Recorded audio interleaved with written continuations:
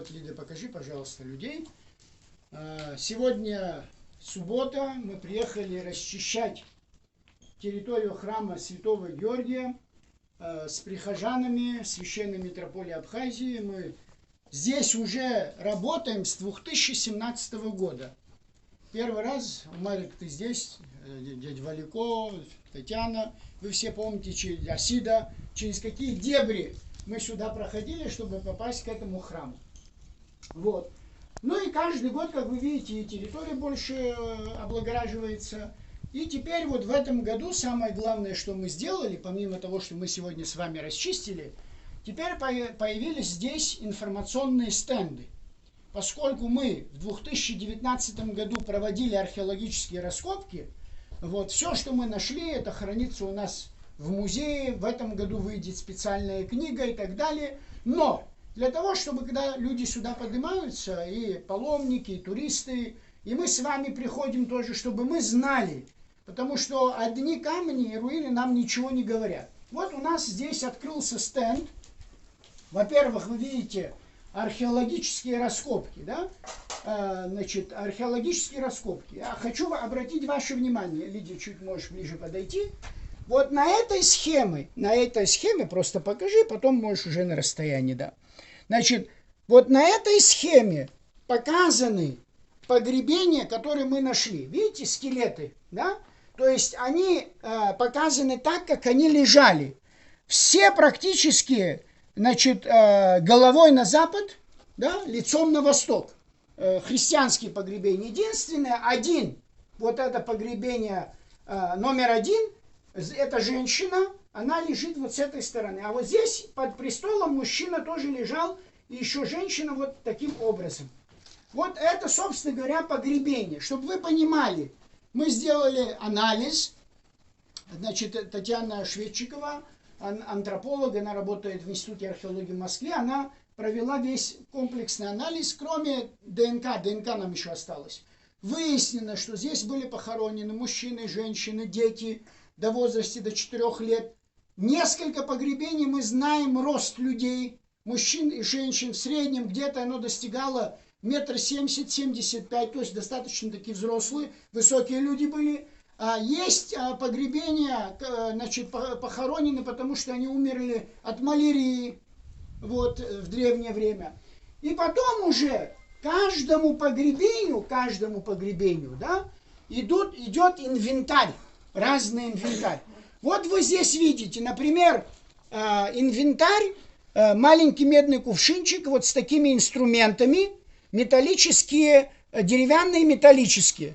Видимо, ну мы уже точно знаем, что это женщина, и, видимо, она была мастер, и похоронили вместе вот с этим инвентарем. Также мы нашли распятие Христа, фрагмент, вот передняя и задняя сторона, это от колокольчика, от кадила, это фрагменты, значит, металлического оклада иконы, вот это тоже. Дальше вы видите 3 монеты серебряные, значит, приблизительная датировка, потому что это уже должен потом нумизмат этим заниматься. Я не могу этим заниматься, значит, это специалисты есть, они должны выяснить, к какому времени относятся. Но интересно, что у всех монет дырки, как вы видите. То есть они их носили в качестве украшения. Дальше самая ценная находка, это вот эта вещь. Да, значит, она называется бальзамарий, когда, значит, называется бальзамарий. Вот вы видите, здесь бальзамарий называется. И вот эти тоже бальзамарии, но, к сожалению, они все не цельные. А вот это очень редко, когда мы в Абхазии имеем, не поломанные. Что это означает? Древнехристианские погребения у головы человека ставили вот этот бальзамарий с ароматами. Вот. И мы знаем, что когда такие вещи присутствуют, это древнее погребение. Вот. Дальше вы видите, значит, предметы вооружения. Наконечники копий, вот видите, они разные. Там есть лепестковые, вот это лепестковые, это 4-гранные. Потом есть ножи, да, лезвия ножов с прямой спинкой. Потом есть разные оклады, вот здесь все это представлено из вооружения. Здесь уже предметы украшения. Вот у ног нескольких погребений, видимо, у них туфли были кожаные с соответствующими пряжками. Видите? Пряжками. Вот это все пряжки были тоже найдены. Это фибула, так называемая фибула, это булавка металлическая. Вот это все присутствовало в погребениях. Теперь смотрите, керамика. Это очень важная вещь, потому что это стекло, монеты, церковная утварь, металл и так далее. А вот керамика, она не меньше важна. Здесь мы нашли 2500 фрагментов. Но из 2500 фрагментов самые ценные то, что вы сейчас видите. Все остальное это надо сидеть, собирать эти горшки. Единственное, что нам удалось собрать сразу, вот это посуда. Да? Потому что 3 части склеились, и в принципе форма его обозначилась. Вот это очень интересный подсвечник, который раньше использовали. Видите какой? Вот такой же подсвечник найден в Анакапии. Он стоял на подоконнике вот этой большой башни, входной башни угловой. И здесь мы обнаружили, у могилы находился этот подсвечник. Вот я пользуюсь случаем, просто хочу сказать. Хахана. Китаем сувенир по Ахгоде Шимдеру. Хахана Китаем Тахцини Ахгод.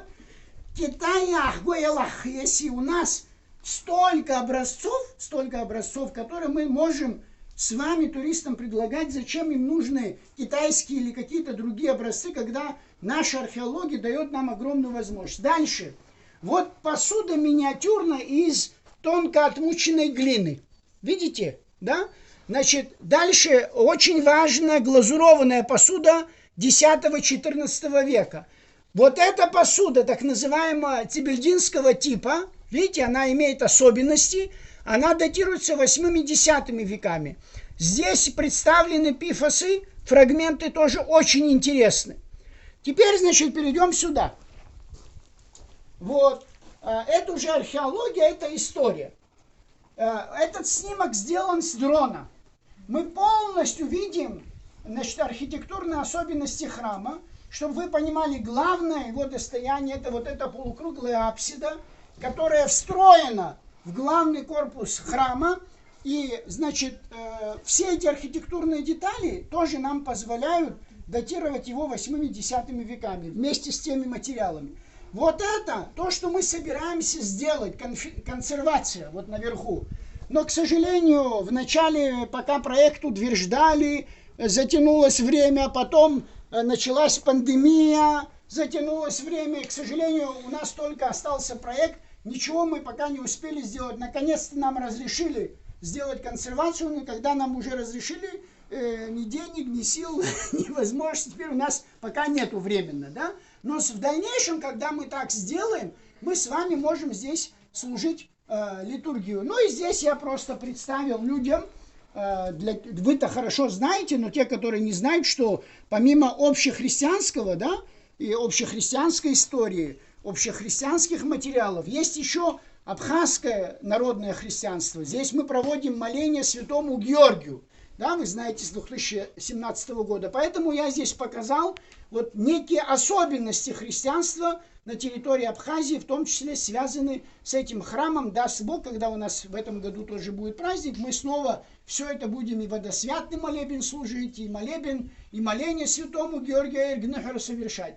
И таким образом уже у человека за 10-15 минут, как и у вас, и тех, кто сегодня сейчас нас слушает, я потом этот материал выложу, за 15 минут у вас формируется вот такая колоссальная история, огромная история этого древнейшего объекта, который нам всем казался, что там просто груда камней и ничего особенного здесь нету.